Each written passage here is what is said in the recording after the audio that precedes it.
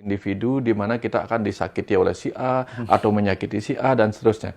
Kita ini semua adalah benih semesta dari Adam Hawa, Purusa Pradana yang lahir di samudera kehidupan ini. 50% orang sakit disebabkan oleh faktor spiritual atau kejiwaannya. Jiwa yang lain ya, bukan jiwa yang mental itu kan. Kemudian 15% oleh faktor sosial, 10% oleh faktor fisik, dan 25% oleh faktor psikis.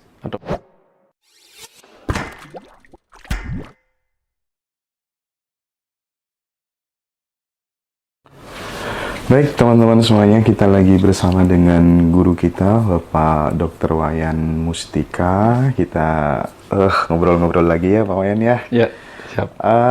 Langsung saja Pak Wayan. Ya. Kadang dalam perjalanan hidup itu semesta itu sudah memberikan tanda-tanda bahwa kelak kita ini bakal jadi orang yang besar, quote and quote gitu ya, bermanfaat buat banyak orang, pelayan dan lain sebagainya gitu. Nah, untuk kemudian mengetahui tanda-tanda itu Pak Wayan, kira-kira dari pengalaman hidup Pak Wayan gitu ya, kan pasti banyak dinamika problematika hidup yang mengiringi perjalanan hidup seseorang gitu. Nah, apa tanda-tanda semesta yang bisa kita lihat bahwa sebenarnya kita itu dihadirkan di sini itu untuk misi yang besar gitu. Gimana Pak Wayan? Oke. Ada yang menarik nih Mas Hendra. Kita kan percaya nih orang-orang dulu tuh memiliki tanda petik keanehan. Keanehan yang nggak tahu mereka dapatkan ilmunya dari mana gitu. Sehingga mereka bisa mencatat pola-pola, termasuk pola-pola kelahiran. Yang kemudian mereka catat ya dalam catatan-catatan primbon. Kalau di Bali itu ada namanya wariga. Sehingga dengan mencatat hari lahirnya, jamnya, dan seterusnya, mereka bisa melihat dari pola ini biasanya anak yang lahir ini akan kelak jadi begini. Sehingga bicara tentang pengalaman pribadi dulu Mas Hendra. Ya. Waktu SD itu kan saya suka baca wariga gitu. Walaupun itu kelasnya orang gedean gitu, saya nggak ngerti pokoknya. Karena haus pada pengetahuan, saya baca aja. Saya nggak tahu apa yang akan terjadi setelah baca itu, nggak tahu. Tapi ketika membaca itu, yang hari lahir saya, Jumat Legi. Ya, kalau di Bali Legi itu Pahing gitu. Begitu saya baca, di situ tertera satu anak yang lahir pada hari ini, haus pada pengetahuan, dicintai oleh orang-orang suci, disukai orang-orang suci, begitu. Dan seterusnya lah begitu. Itu dua hal yang saya nggak ngerti. Nggak mungkin saya disukai orang-orang suci. Seperti pendeta gitu kan. Soalnya kalau di Bali kan, ya namanya pendeta itu kan kita harus belajar bahasa halus. Ya nggak mungkin versi saya waktu itu. Gitu. Haus pada pengetahuan, iya. Karena saya memang selalu pingin tahu apa hal gitu. Tapi nggak ada yang bisa ditanyain gitu, zaman itu gitu. Ya itu saya akui ya gitu. Yang ini yang nggak gitu. Nah, belakangan kemudian setelah sekian tahun saya mengalir bersama kehidupan gitu, ya saya suka belajar, baca ini, baca itu, baca Bhagavad Gita segala macam lah. Itu nggak ada hubungannya dengan apa yang saya baca di primbon gitu. Dan beberapa tahun belakangan ini setelah menulis buku itu dan seterusnya, lah saya jadi dekat dengan orang-orang, para pendeta, para pinandita, pemangku. Di situ baru saya ketemu ada kaitan. Oh ya benar juga sih. Jadi saya nggak dipengaruhi oleh apa yang saya baca tentang kelahiran itu. Dan sekarang tahu-tahunya sudah saya seperti mengikuti alur itu. Apa yang saya mau katakan di situ? Ketika dulu itu saya hanya mengikuti. Tidak baca tanda-tandanya, tapi mengikuti. Mengikuti ketertarikan saya. Misalnya suka baca, iya. Apapun yang saya tertarik pelajarin, saya pelajarin. Apapun yang saya tertarik pingin tahu, ya saya pingin tahu. Orang bisa begini, saya harus bisa. Orang bisa begitu, saya harus bisa. Walaupun hanya sedikit. Nah, ternyata semua proses itu adalah tanpa sengaja itu menjadi proses saya menjadi seperti pola yang dicatat oleh orang-orang dulu. Nah, jadi dalam hal ini kemudian saya bisa berbagi pengalaman ini. Bahwa kadang-kadang, walaupun nggak harus seperti itu ya. Kadang-kadang kita bisa melihat visi misi kehidupan kita.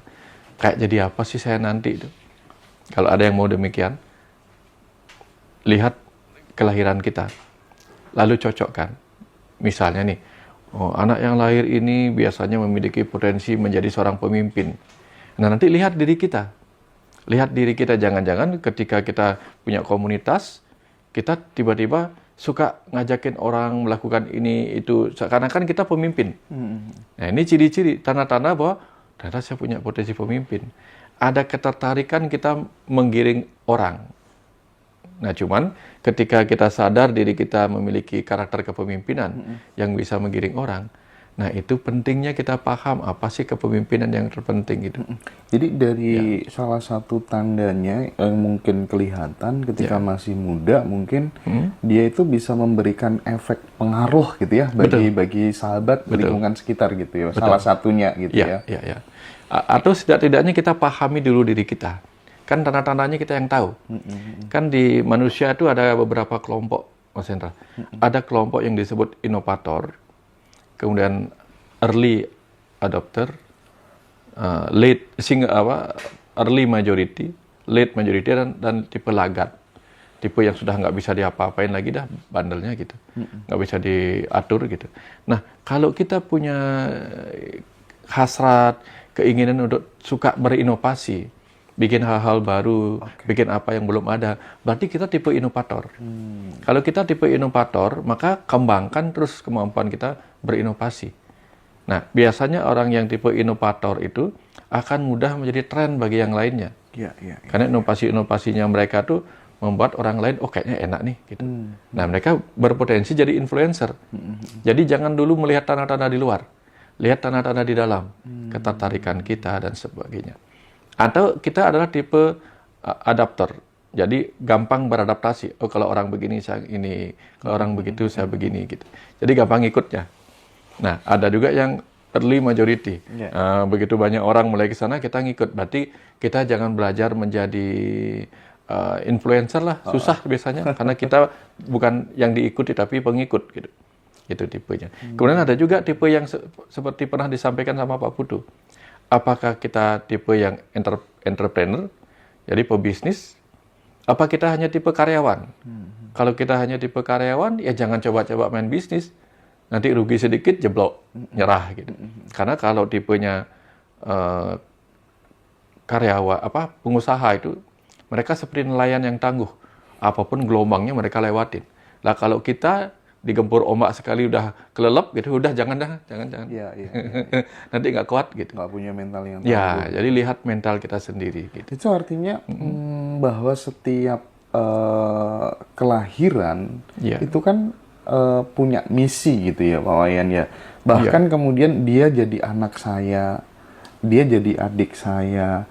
Itu semua karena ada lingkaran karma yang berkelanjutan gitu ya Pak Wayan ya. Persis. Karena kita memang disiapkan untuk menyelesaikan utang. Akan ada empat tujuan orang lahir nih Kang, Mas. Satu, karena menebus utang karma, utang pelajaran, dan utang rasa karma.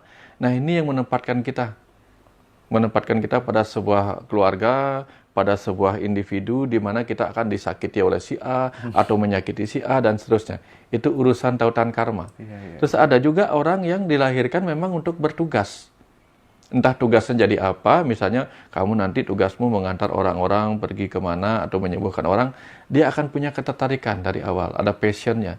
Itu ciri-ciri di dalamnya, Mas. Nah, ini yang disebut dengan tautan karma tadi. Karena ya sederhananya gini sih, Mas. Mas Hendra sebagai seorang influencer sebenarnya Mas Hendra kan tahu kan mana sih yang cocok dijadikan narasumber, mana cocok dijadikan tim untuk perekam gitu misalnya, kan semuanya sama pentingnya gitu. Kalau Mas Hendra suruh saya yang ngedit gitu ya nggak nyambung, kemampuan saya nggak sehebat itu gitu. Jadi Mas Hendra pasti tahu, kamu nanti perannya di sini, kamu perannya di sini. Jadi pas casting itu tahu. Nah, semesta itu lebih tahu lagi. Nah, kamu dalam skenario cerita masa depan tahun ini, kehidupan di tahun ini sampai tahun sekian, kamu bagusnya di situ. Jangan dulu ngambil yang ini, belum saatnya gitu.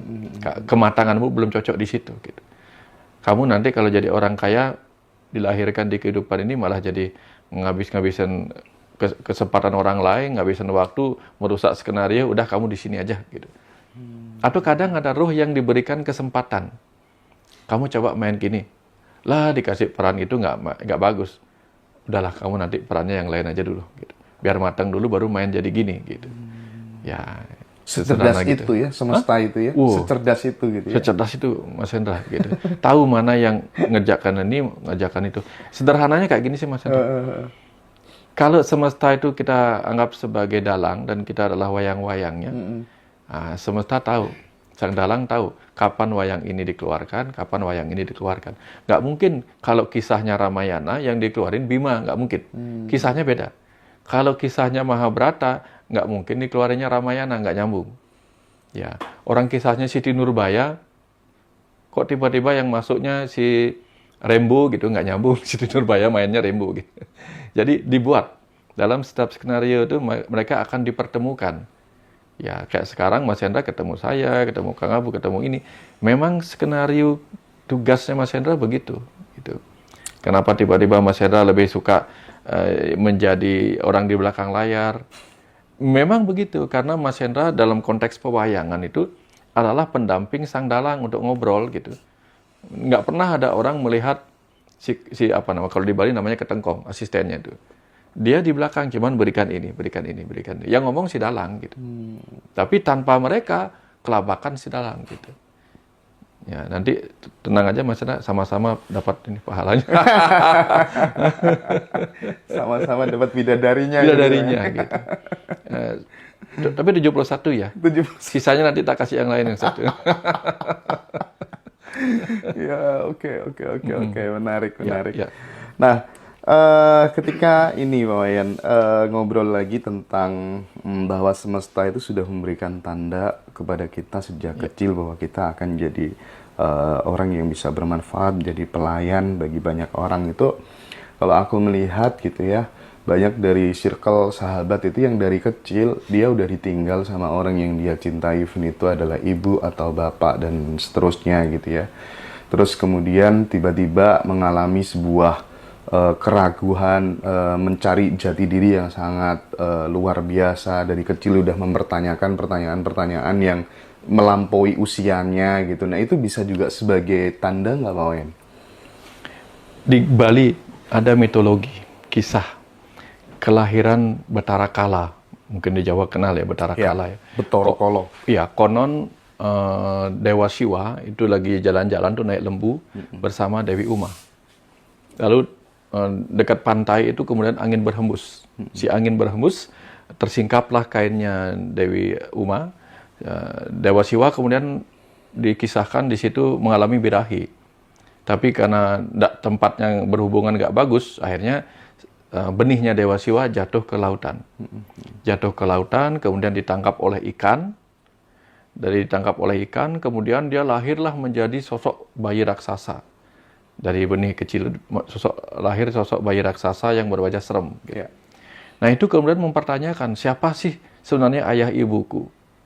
Jadi dia terlahir dari ikan, dari mulutnya ikan keluar jadi bayi raksasa gitu. Mencari siapa sih jati diriku, siapa ayah ibuku.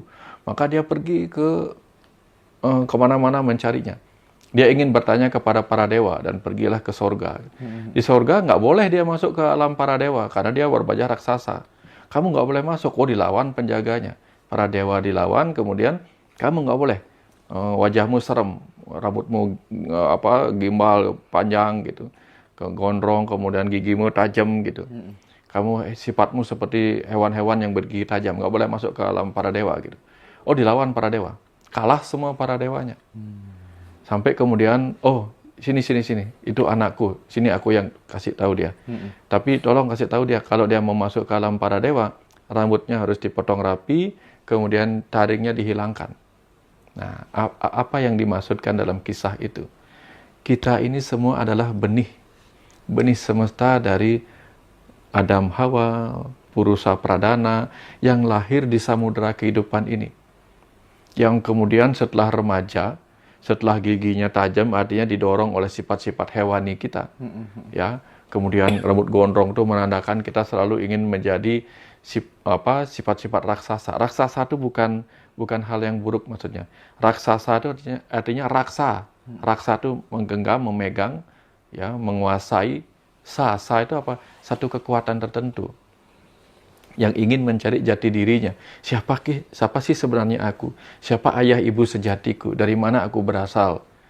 Akhirnya kita ingin tahu siapa diri kita dan sampai pergi ke alam para dewa. Artinya, kadang-kadang kita sebagai anak remaja ingin menjadi orang dewasa. Syarat-syarat untuk bisa menjadi orang dewasa adalah kita harus hilangkan sifat-sifat animal kita. Simboliknya berupa taring-taring tadi itu.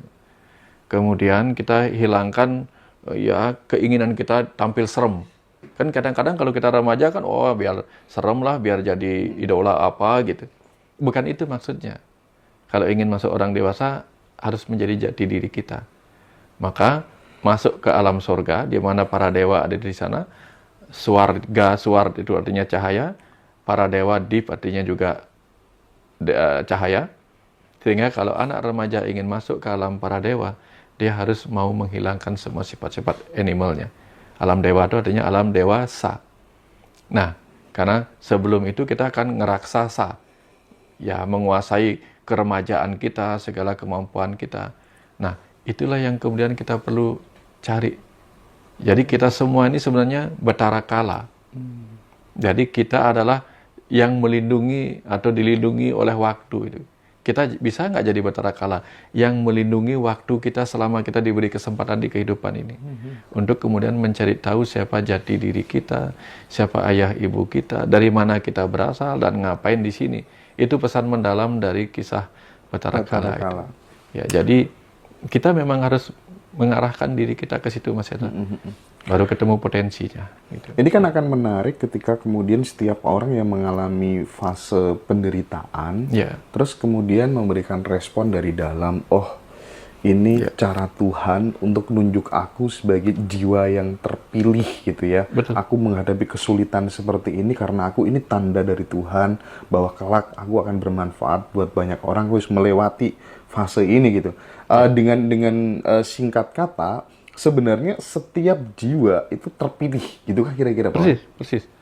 Sejak sperma aja udah terpilih. Nah, dari 400 juta sel sperma, satu itu tampak keberuntungan, itu bukan keberuntungan.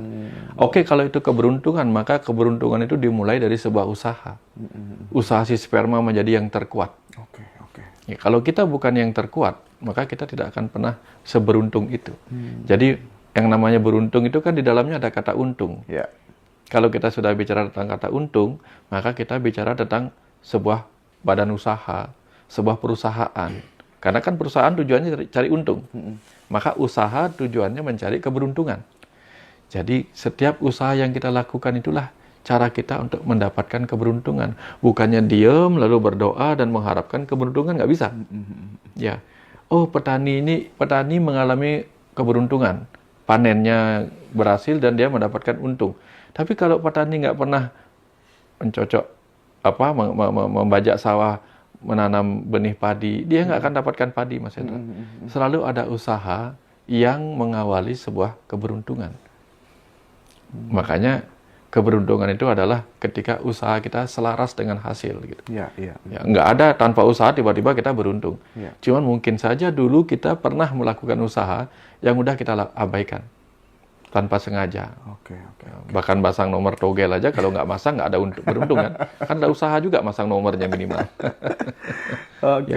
Nah, dalam proses pencarian jati diri seseorang, Pak Wayan, ini kan masuk ke dalam ranah spiritual gitu ya. Nah, apakah kemudian ketika seseorang mengalami upgrading spiritual gitu ya, pertumbuhan spiritual, itu akan berimplikasi positif terhadap kondisi tubuh, kondisi fisik seseorang apa enggak gitu Pak Wayan? Misalnya, kita kan lihat gitu ya, auranya Kang Abu, auranya Pak Wayan, pokoknya orang-orang spiritual beda, auranya beda. Apa aja yang berubah dalam fisik, tanda-tandanya apa aja? Gini Kang. Termasuk auranya Pak Surya. Oh gitu ya. Ya, Pak Surya udah berubah dari rambut, sudah berubah auranya gitu. Langsung dari Gini, orang itu sakit atau penampilan pada fisiknya kan dipengaruhi banyak sekali oleh pikiran. Jadi saya pernah membaca sebuah entah penelitian atau apa itu. 50% orang sakit disebabkan oleh faktor spiritual atau kejiwaannya. jiwa yang lain ya, bukan jiwa yang mental itu Iya, kan. iya. Kemudian 15% oleh faktor sosial, 10% oleh faktor fisik, dan 25% oleh faktor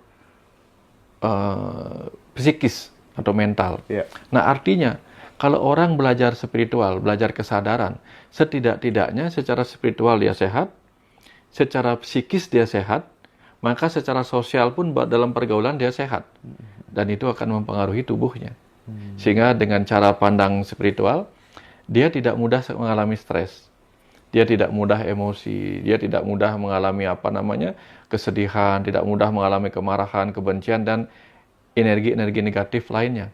Nah, tubuh ketika tidak diganggu oleh pikiran-pikiran negatif, emosi negatif, itu kan berkembang dengan sehat. Jadi pertama dia punya skill untuk mengelola pikiran dan perasaan emosinya secara terampil Termasuk gitu ya. egonya. Egonya. Ya, Oke. kan sehat. Minimal kalau orang tidak belajar spiritual, mereka tidak tahu bagaimana mengendalikan ego. Tiba-tiba diserempet sedikit marah, berkelahi, pukul-pukulan kan jadi kena bau gementah. Langsung seketika itu juga tubuhnya terluka karena perkelahian akibat tidak bisa mengendalikan ego. Sesederhana itu sih. Iya. Dan itu akan berimplikasi berpengaruh terhadap raut wajah, ekspresi persis. gitu ya. Iya, persis. Mata Ya, gitu persis. ya. Sama kayak saya ini, kan wajah saya udah begini tuh. Ya, mungkin orang lihat saya, ini serem nih, pingin marah. Enggak. ini karena Ini karena main laptop kebanyakan. Lagi nulis buku jadi kena keratitis dulu. Ya. Nah, terus ada nggak Pak Wayan tips dan triks untuk berbicara dengan ayah dan ibu semesta ini yang baik dan benar gitu, gimana Pak Wayan? Ya, sebagian mungkin karena berkah ya. Karena berkah ya? Karena berkah. Gift gitu ya? Ya, kenapa saya katakan demikian? Karena dulu saya juga nggak bisa begini. Dulu saya juga banyak melihat apa sih yang dikasih pelajaran ini dari semesta, saya nggak tahu. Setelah saya mendapatkan aliran pesan yang kemudian tertulis dalam buku Saat Semesta Bicara, itu yang pertama kali saya kemudian dikasih tahunya. Saya merasa buku keempat itu yang judulnya Saat Semesta Bicara itu adalah pesan mengalir yang mutakhir lah, yang terakhir yang akan diberikan ke saya. Tapi pada malam itu pesannya beda. Bukan, itu belum apa-apa. Masih banyak yang harus kamu tulis. Semua yang kamu lihat ini adalah kitab suci. Cara bacanya gimana? Besok kita baca. Nah, besoknya langsung bisa baca. Nah, jadi sejak itu. Besoknya langsung bisa baca. Dibacain ini, dibacain itu gitu.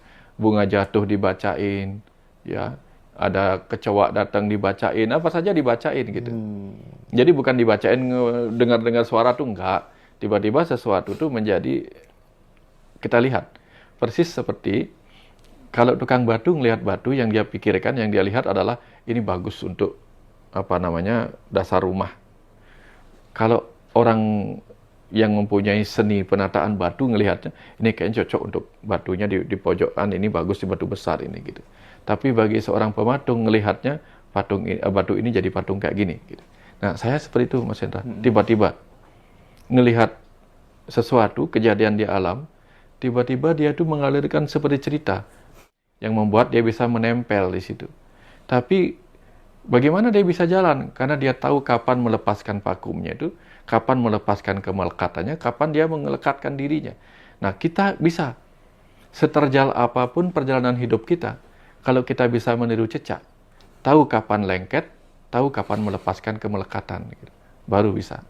Kalau kita nggak melekat pada hal itu, kita bisa jatuh. Contoh. Kalau kita mau naik kepada kesadaran, kita harus melekat kepada satu ajaran. Kalau nggak, kita nggak bisa. Contoh nih, banyak orang belajar agama, belajar spiritual, dan dia dengan fasih mengatakan, Tuhan ada di mana-mana. Kemanapun engkau menghadap, di sana ada wajah Tuhan. Aku mencintai Tuhan sebagai Sang Pencipta. Tiba-tiba dia lupa melekat pada ajaran itu, mukulin orang, caci maki orang. Sementara kemarinnya dia bilang, aku melihat wajah Tuhan di mana-mana. Semua ciptaan adalah hasil karya Sang Pencipta. Lah, kalau kita menyakiti ciptaan, kan kita menyakiti tanda petik Sang Pencipta. Kita lupa melekat tanda petik pada itu ketika melaksanakan ini gitu. Tapi ada momentum di mana kita harus melepaskan itu. Contoh misalnya, kita mau sebagai dokter misalnya, mau ngoperasi orang. Operasi itu kan melukai. Terus tiba-tiba, aku nggak mau operasi, jangan-jangan. Kenapa gitu? Kalau aku operasi dia akan kesakitan. Padahal di dalamnya ada Tuhan, aku nggak mau menyakiti Tuhan. Ya kacau di situ. Jadi kita tahu kapan kita memegang kesadaran itu, kapan kita melepas. Nggak jadi dioperasi ya? Nggak jadi operasi jadinya gitu. Aku tuh ada pengalaman yang menarik banget. Kapan hari itu sempat wawancara mbak-mbak gitu. Dari seorang ibu lah Pak Wayan, dari Jakarta gitu ya. Beliau itu mengalami dialog spiritual dengan dirinya. Persis seperti yang dialami oleh Pak Wayan Mustika. Dan itu saya bener-bener ternyata tidak hanya Pak Wayan yang mengalami hal seperti ini gitu. Persis, bahkan beliau nanti pengen ikut acara one day workshop upgrade kesadaran dan upgrade kehidupan di Bali gitu ya. Pokoknya kalau ada acara yang berkaitan dengan circle Pak Wayan, beliau mau datang lah ya. Nah, ternyata itu yang saya anehnya, ternyata tidak hanya Pak Wayan yang mengalami hal seperti ini gitu. Jadi ada dialog dan itu langsung dijawab terus Pak Wayan, mengalir terus gitu. Gimana itu Pak Wayan? Benar, semua.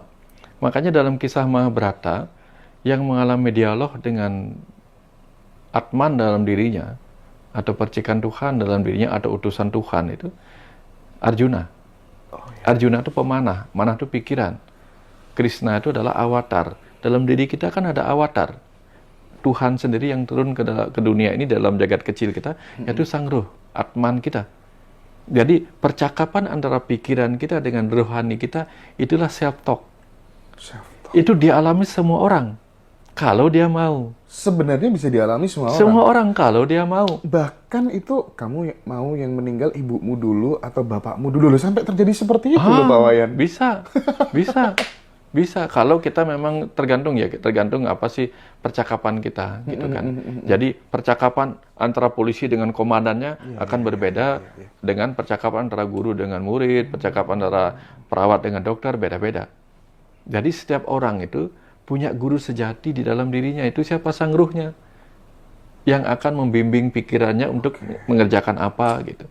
Cuman kita kan tidak mengkoneksikan diri. Kenapa? Karena belenggu ego kita melapisi pikiran sadar kita yang murni itu. Itu penyebabnya. Makanya ajaran agama, ajaran spiritual di mana-mana tujuannya apa? Be good. Kalau sudah be good, akan menjadi be God. Be God. Ini baru nih saya ngomong be God. Tapi kalau kita ngikutin ego, jadinya begal. Ya, begal itu apa? Kita merampok hubungan antara jiwa kita dengan nurani kita. Jadinya kita sibuk mohon, ya Tuhan, mohon tuntunanmu. Nggak akan Tuhan bersuara di luar sana. Ya, takut kita. Tuhan tuh bersuara dalam keheningan diri kita. Maka apa ya Cak Nun bilang, di dalam keheningan hanya sunyi yang sanggup mengajarkanku untuk tidak mendua. Nah, ketika kita ada dalam kesunyian gitu, kita tidak lagi mendua dengan Sang Ruh kita. Sang Ruh kita mana, kita juga mana, itulah yang disebut dengan Arjuna Wiwaha. Be good, be God, begal. Mau pilih gitu. Mau pilih mana. Ngikutin ego namanya begal gitu. Kalau ngikutin pikiran namanya be good. Ya, jadi baik kan pikirannya. Oh ya, ini masuk akal, rasionya begini. Ini kalau yang pikiran cerdas kan tahu hukum karma. Kalau begini pasti begini. Tapi kalau ngikutin jiwa, ruh, jadinya be God.